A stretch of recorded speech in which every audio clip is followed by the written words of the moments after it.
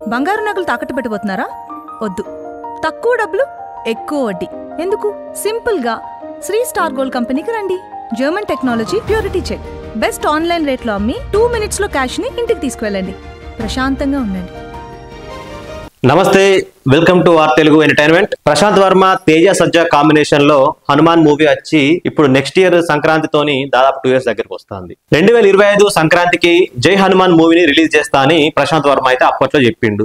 2025 సంక్రాంతి వరకు జై హనుమాన్ అంటే హనుమాన్ మూవీ పార్ట్ 2 విడుదల చేస్తా అని అప్పట్లో ప్రశాంత్ వర్మ అయితే చెప్పిండు. కానీ ఇంతవరకు సినిమా షూటింగ్ కూడా స్టార్ట్ కాలేదు. జై హనుమాన్ సినిమాని పక్కకు పెట్టి ఇంకొక 2 సినిమాలు అయితే అనౌన్స్ చేసిండు. అవి కూడా అటుకెక్కినాయి. నిర్మాతల దగ్గర మన ప్రశాంత్ వర్మ మూవీ చేస్తా అని చెప్పేసి కోట్ల కొద్ది అడ్వాన్స్ తీసుకున్నాడట. కానీ ఇంతవరకు సరైన అప్డేట్స్ అయితే లేవంట. హనుమాన్ మూవీ తర్వాత తేజ సజ్జా అయితే మిరాయి సినిమా తీసిండు, హిట్ కొట్టిండు. కానీ ప్రశాంత్ వర్మ మాత్రం ఇంతవరకు మెగాఫోన్ పట్టుకోలేదు, లైట్స్, కెమెరా, యాక్షన్ అని కూడా చెప్పలేదు. 2025 సంక్రాంతికి సినిమా అయితే రిలీజ్ కాలేదు. జై హనుమాన్ కూడా. జై హనుమాన్ సినిమాని పక్క పెట్టి వెళ్ళి రణవీర్ సింగ్ డైరెక్షన్ చేద్దాం అనుకున్నాడు. ఆ సినిమా ఆగిపోయింది. నందమూరి మోక్షజ్ఞను ఆయన డైరెక్షన్ చేద్దాం అనుకున్నాడు. దాని గురించి ఇంతవరకు అప్డేట్స్ లేవు. తర్వాత డివివి గారి కొడుకుతోని అధీరా అని ఒక సినిమా అయితే అనౌన్స్ చేసిండు, సూపర్ హీరో మూవీ.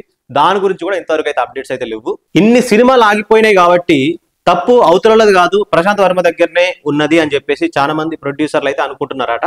ఎవరు కథ చెప్పినా వినే మన డార్లింగ్ ప్రభాస్, ప్రశాంత్ వర్మ కూడా కథ ఎప్పుడుతోనే విన్నాడట.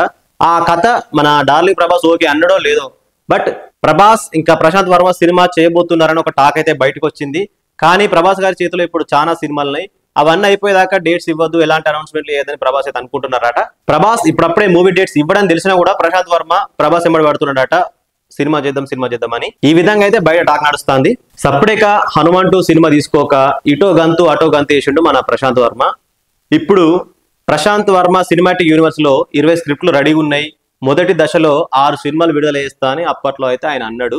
ఈ పీవీసీయు, ఈ ప్రశాంత్ వర్మ సినిమాటిక్ యూనివర్స్ అనుకుంటా ఆయన డైరెక్షన్ నెగ్లెక్ట్ చేస్తున్నాడు అని చెప్పేసి ప్రొడ్యూసర్లు అయితే కోపడుతున్నారట. ప్రశాంత్ వర్మ వల్ల కోపంగా ఉన్న ప్రొడ్యూసర్లు అందరూ ఫిలిం ఛాంబర్ లో కంప్లైంట్ ఇద్దామని అనుకుంటున్నారని ఒక టాక్ అయితే సినిమా ఇండస్ట్రీలో నడుస్తుంది. ఆ మధ్యలో మనం చూసినట్లయితే సోషల్ మీడియాలో కూడా ప్రశాంత్ వర్మ మీద బాగా ట్రోల్స్ వచ్చినాయి.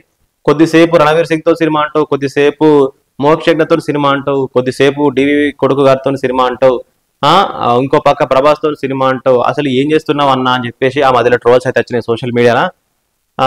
ప్రశాంత్ వర్మ గారు సినిమాటిక్ యూనివర్స్ మీద ఫోకస్ పక్క పెట్టి ఆయన సెల్ఫ్ డైరెక్షన్ మీద ఫోకస్ చేస్తే బాగుంటది.